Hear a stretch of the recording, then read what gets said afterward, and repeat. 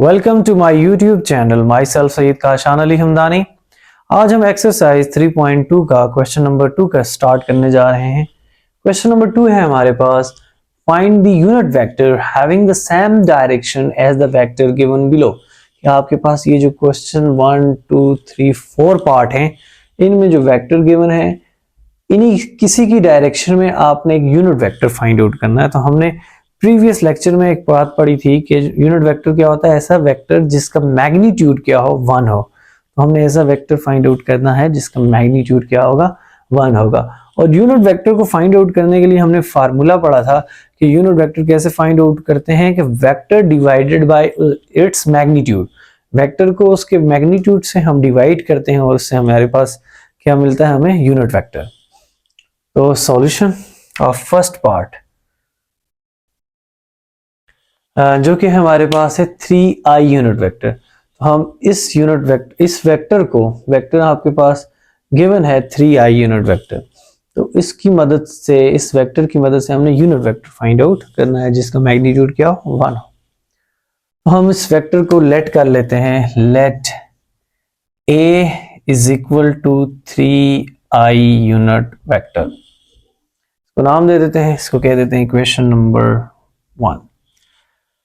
Since we know that, हम एक बात जानते हैं कि यूनिट वेक्टर कैसे फाइंड आउट होगा।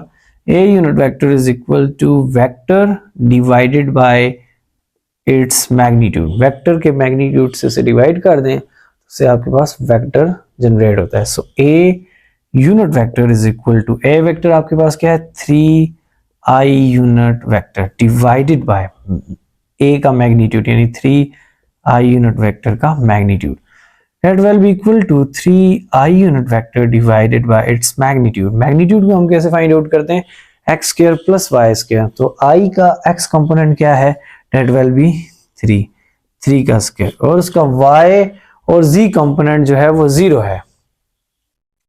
y और z कंपोनेंट क्या है, 0 है। तो अगर आप लिखना चाहें तो साथ लिख दें 0 का स्क्वायर प्लस 0 का स्क्वायर, ना भी लिखें तो कोई मसले वाली बात नहीं है।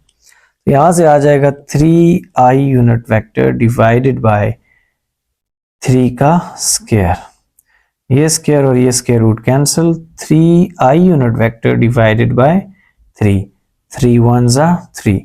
सो a unit vector is equal to i unit vector.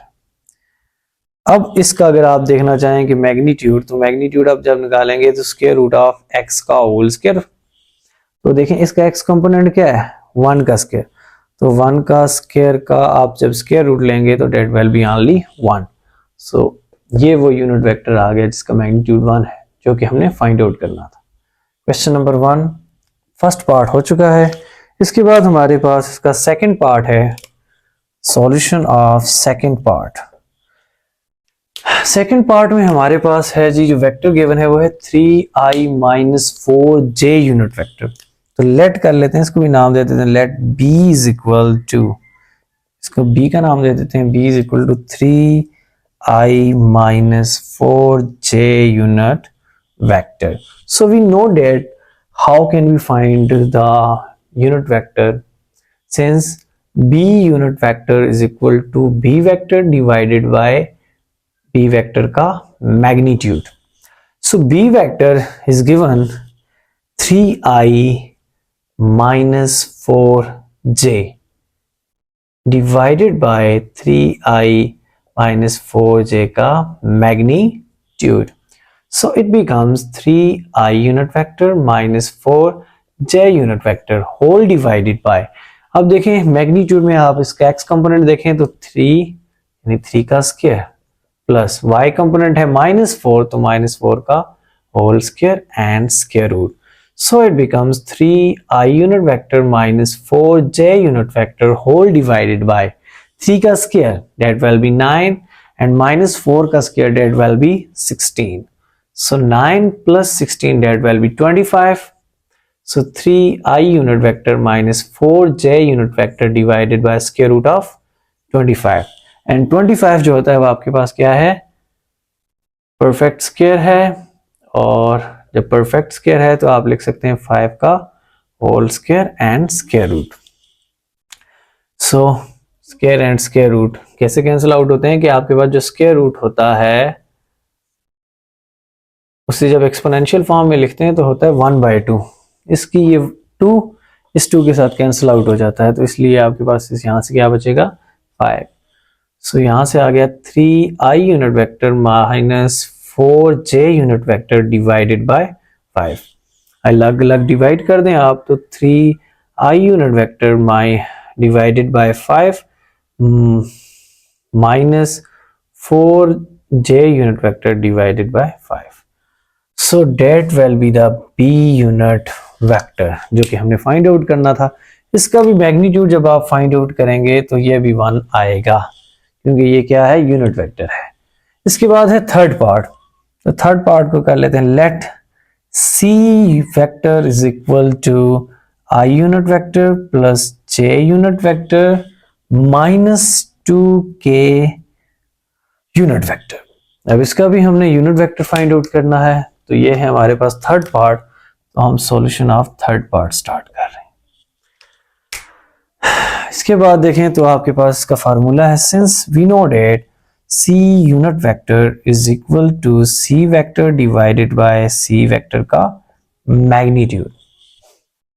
So it becomes c vector आपके पास है i unit vector plus j unit vector minus 2k unit vector whole divided by i unit vector plus j unit vector minus 2k unit vector का magnitude. इसके बाद यहां से आगे देखें तो c unit vector is equal to i unit vector plus j unit vector minus 2k unit vector whole divided with. अब देखें x कंपोनेंट आपके पास क्या है, डेट विल बी 1 का स्क्वायर, प्लस y कंपोनेंट क्या है आपके पास, डेट विल बी आल्सो 1, सो 1 का स्क्वायर। एंड z कंपोनेंट देखें तो डेट अब वो क्या है -2, तो -2 का होल स्क्वायर। तो हमने ये फार्मूला लगा दिया square root of x square plus y square plus z का whole square. So it becomes i unit vector plus j unit vector minus 2k unit vector whole divided by 1 का square 1, 1 का square 1 minus 2 का square 4। So it becomes I unit vector plus j unit vector minus 2k unit vector whole divided with square root of 6. अब इसे आप अलग अलग divide कर दें।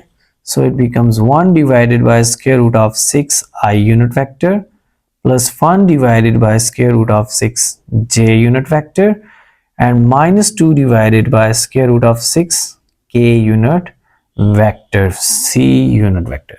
अब इसका भी अगर आप मैग्नीट्यूड फाइंड आउट करेंगे तो वो भी 1 आएगा। वैसे फाइंड आउट करना नहीं है, हमें पता है जो यूनिट वेक्टर होते हैं उनके मैग्नीट्यूड क्या होता है 1 होता है। तो ये था हमारे पास क्वेश्चन नंबर 2 का थर्ड पार्ट। अब क्वेश्चन नंबर 2 का फोर्थ पार्ट है, तो फोर्थ पार्ट लेट कर लेते हैं हम डी का नाम दे देते हैं d vector is equal to square root of 3/2 i unit vector minus 1/2 j unit vector. Since हम जानते हैं d unit vector is equal to d vector divided by d vector का मैग्नीट्यूड। सो d वेक्टर आपके पास given है, so d unit vector is equal to d vector square root of 3/2 i unit vector minus 1/2 j unit vector whole divided by square root of 3/2 I unit vector minus 1/2 j unit vector का magnitude. अब देखें x component है square root of 3/2 and the y component is minus 1/2। तो यहाँ पे formula apply कर लें तो square root of 3/2 I unit vector minus 1/2 j unit vector whole divided with x component का स्क्वायर यानी square root of 3 divided by 2 का whole square plus y component that is minus 1/2 का whole square and square root. After solving this we get square root of 3 divided by 2 i unit vector minus 1/2 j unit vector whole divided by square root of 3/2। देखिए ये इस पे भी अलग square root 3 का whole square अलग, 2 के ऊपर भी अलग स्क्वायर, ये और ये कैंसिल आउट हो जाते हैं, क्योंकि जब आप रेडिकल इक्वेशन को एक्सपोनेंशियल फॉर्म में लिखेंगे तो 1/2 and 2 will be cancel out, you got that one, so that is 3/4 आ जाएगा, प्लस या 3/4 आ जाएगा, और यहां से -1 का स्क्वायर डेट इज 1 और 2 का square 4 and square root. Now square root of 3/2 I unit vector minus 1/2 j unit vector whole divided with square root of, अब LCM ले लें, 4 is the LCM and 3 plus 1, 3 plus 1 4, so it becomes square root of 3/2 I unit vector minus 1/2 j unit vector whole divided with square root of 4/4, 4/4 is 1 and square root of 1 is also 1, so you got that किसी भी number को 1 से divide करेंगे तो वही number आता है, तो it becomes square root of 3 divided by 2 I unit vector minus 1/2 j unit vector, so that will be the d unit vector, और जब आप इसका मैग्नीट्यूड फाइंड आउट करेंगे तो ये भी 1 ही होगा, क्योंकि ये यूनिट वेक्टर है और यूनिट वेक्टर वो होते हैं जिनका मैग्नीट्यूड 1 होता है।